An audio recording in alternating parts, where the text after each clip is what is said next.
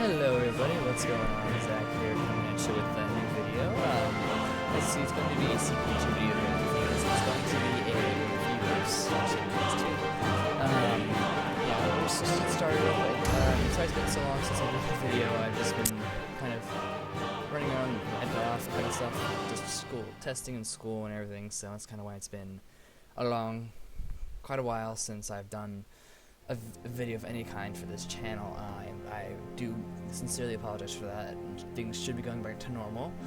Anyway, basically this review is just like to show if any of you guys do not have CK2 and you are thinking about getting it and you're kind of on the fence about it, I'll give you my thoughts on it, pros, cons, etc, etc. This will be vanilla, so there's going to be no DLC, nothing. Version 1.092 I believe is the current one. With the next, I forget the expansion. I think it's Old Gods. It's coming out in May. It's late May. I guess that's what I remember. So yeah, let us get to it. First things first, obviously. Well, this is obviously the start menu. All the fun little things, the bookmarks, all of the little things there. If you've watched Let's Plays of this, you kind of know all this already. So. Just for the sake of this, we will play as the Empire. We won't play any of it in-game, we'll just kind of go in-game and I'll tell you my thoughts about what in the hell this game's supposed to be.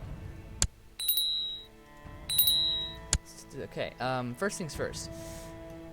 This is the in-game screen. You also obviously have the character selection.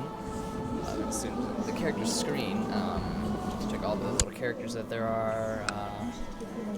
I honestly, one thing I love is the kind of the in-depthness. This is also takes place kind of before and after it was the third Crusade. Correct me if I'm wrong in the comments, because I don't have the information right in front of me, so I can't really do as much as I would hope.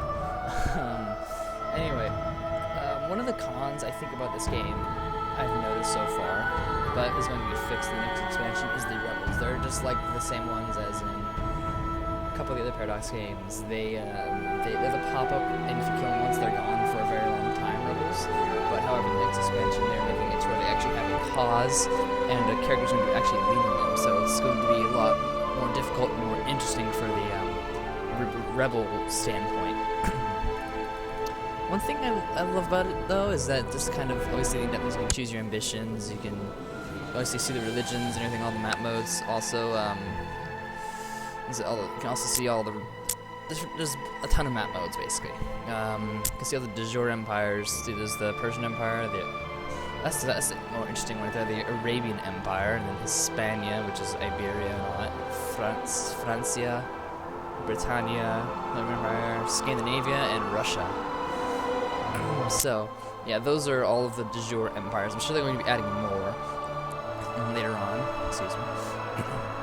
So, yeah, sorry if I kind of sound all different. I kind of have a little bit of a cough, so it's like affecting me a little bit. So, yeah, here's all the military screens. You click these to raise your troops from your demesne, which is basically the traitors under your control. Your vassals, obviously, if you know what the vassals are, they're basically the other little sub-states that you own. And they're under your control, obviously, so. Yeah, and obviously my heir has to be married. I'm actually unmarried because my wife died of natural death at age 33. Yeah. What else could I say? Oh, beware the Mongols. Beware those guys. Those guys are very, very scary. I believe another con would be, not really a con, but a kind of weird thing. I'm pretty sure if you've seen levels of this game, you know what I'm going to talk about right here. France can't stay stable for more than 2 seconds. They literally rebel. Every time I look at them, they rebel, and there's really no clear winner. They just rebel. And it's just kind of, I've been noticing that a lot. And it seems to be getting worse every patch that comes out with this game, so it's like, I guess you can't really play as France because you're just like stuck there, and it's just like, you can't really expand anywhere because you just keep getting rebellion after rebellion after rebellion. But also the thing that's actually cool, even with that system, is the Civil War system and all that, the war thing, shows all that. Yeah, this is gonna be kind of a weird kind of thing. I'm not really sure what I'm gonna say coming into this. I should have wrote it down, but I didn't. So yeah, whatever. Oh, see, there's the religion. I like this one actually because. Sorry if it's a little loud. I didn't really change the options around that much. But yeah, these are the Orthodox religion, like where the patriarchs are located currently. He's in Constantinople. Yep. So this is basically Eastern Orthodoxy, pretty much. And obviously, if you go to the religions, you know, Catholicism. Here's all of the pagan religions, my bad. Orthodox, all of the Sunnis and all that, obviously, all of them. Spain being cut in half by the religious and all that fun stuff. Yeah, but here also in the expansion they're going to be making, I think it's like 80 AD, an 80 AD scenario that will have a lot of pagans, and that's going to be more interesting. I'll see if I can get something for that to you guys, and if I can, wonderful. If I can, hey, whatever. Anyway, another positive, I believe, would be the fact that when you control the Empire, it's like you have to go kind of in depth to make sure you don't get overthrown. Now, obviously, at the beginning of the scenario, they start out with Seljuk Turks, and I don't think there's really any way for the Byzantines to actually win. Actually, I kind of want to go in game a little bit just to see how much they mobile. Yeah, see, they have a large army, but they took the 20k dead stack.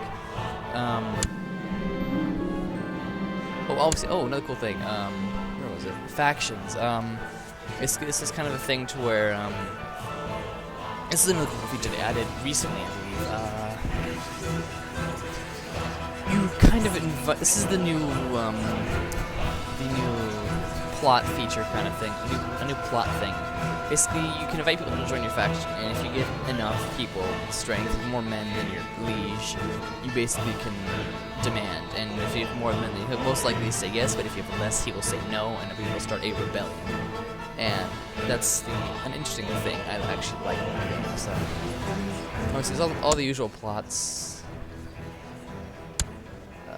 all those little normal things, all that, you know. I don't like the technology feature, but they're actually making that different in an expansion, so honestly, I cannot wait to see that. So that'll make everything a lot easier on the tech front. So there's also other law things. They added two new succession laws. My bad. It was elective monarchy and the so whatever that is. If you want to read that, just leave it over there for a second. But yeah, every expansion they come up with this game is actually really, really interesting. I believe they add a lot more. Like I said, I don't really have the expansions for this game, so I will see if I can get them. And when the next expansion comes out, I will see if I can do kind of a all-in-one cumulative review of all the expansions and all the DLCs and all that stuff. But we will, when that time comes, we will do that. If not, well, I'll just see what I can do with that, with what I have. Yeah, this has been kind of strange. This game is kind of confusing to me, and I haven't played it as much as I should be playing it. So it's like I'm just not a pro at this. But I recommend it. I've played a couple games, played like an hour or so of it. Not an hour or so, like about 4 or 5 hours of it. It's a really fun game. I enjoy it. If you guys like kind of, I guess, medieval-esque and kind of back in the days of the Crusades, and setting your own path for this game, not for this game, but for kind of in a world like this, going from the HRE or the Byzantine Empire, reforming Roman Empire, leading the HRE to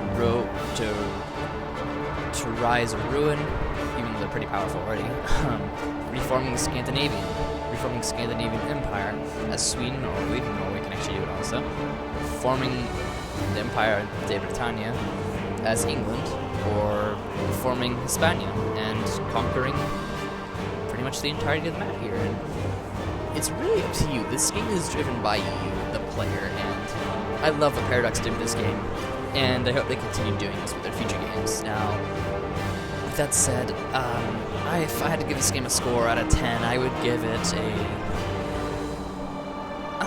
I think I'd give it about an 8, because there's obviously, because the annoying thing is the rebels and just kind of weird, just technical things you see when you're playing this. It's like, oh, why would this happen? Why would that happen?